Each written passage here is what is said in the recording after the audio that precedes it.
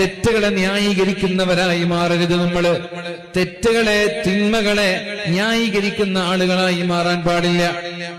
അള്ളാഹുവിന്റെ ദീൻ തലയിൽ തട്ടമിടണമെന്ന് പറഞ്ഞാൽ അത് അംഗീകരിക്കേണ്ടത് മുസ്ലിമീങ്ങളുടെ ബാധ്യതയാണ്.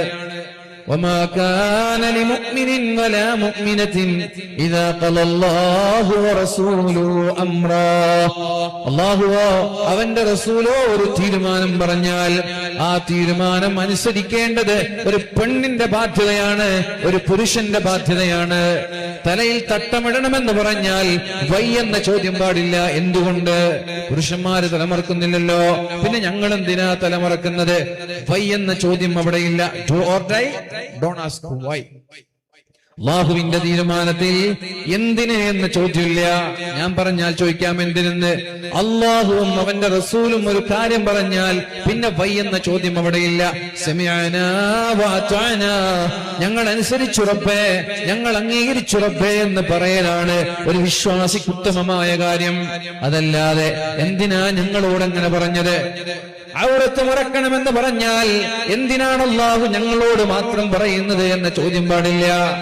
അല്ലാഹു പറഞ്ഞാൽ സമിഅനാ വഅതഅനാ. അല്ലാഹുവിന്റെ ഹബീബിനോട് സ്വഹാബാക്കൾ പറയുന്നുണ്ട്, നബിയേ നിങ്ങൾ പറഞ്ഞാൽ ഏതെങ്കിലും സമുദ്രത്തിന്റെ മധ്യത്തിൽ പോയി കപ്പലിൽ നിന്ന് കടലിലേക്ക് തുള്ളാൻ, ചാടാൻ വരെ ഞങ്ങൾ തയ്യാറാണ്. സമിഅനാ വഅതഅനാ, നിങ്ങൾ പറഞ്ഞാൽ ഞങ്ങൾ അനുസരിക്കാൻ തയ്യാറാണ്. ആ ഒരു രീതിയിലേക്ക് മുസ്ലിം ഉമ്മത്ത് മാറണം. പ്രിയപ്പെട്ടവരെ, തെറ്റ് വരൂല എന്ന് ഞാൻ പറയുന്നില്ല. മനുഷ്യരാകുമ്പോൾ തെറ്റ് സംഭവിക്കൂല എന്ന് ഞാൻ പറയൂല. തെറ്റ് വരാത്തവരാണെങ്കിൽ അല്ലാഹു തആല മലക്കുകളെ തന്നെ ഭൂമിയിലേക്ക് പറഞ്ഞേക്കുമായിരുന്നു, മനുഷ്യരെ ആവശ്യമില്ലായിരുന്നു. അല്ലാഹുവിന് ഇഷ്ടം തെറ്റ് ചെയ്ത് തൗബ ചെയ്യുന്ന ആളുകളെയാണ്. അല്ലാഹുവിന് താല്പര്യം തെറ്റ് വന്നാൽ അസ്തഗ്ഫിറുല്ലാഹ്, പുറത്തു തരണമല്ലാ എന്ന് പറയുന്ന ആളുകളോടാണ് അല്ലാഹുവിന് താല്പര്യം. അതുകൊണ്ട് തെറ്റു തീരെ വരാത്തവർ ഒരുപക്ഷെ അവർക്ക് അങ്ങനെ സാധിച്ചു കൊള്ളണമെന്നില്ല. സാധിച്ചാൽ തന്നെ ഹൃദയത്തിന്റെ അകത്തളങ്ങളിൽ ചിലപ്പോൾ അഹങ്കാരം വരാൻ സാധ്യത.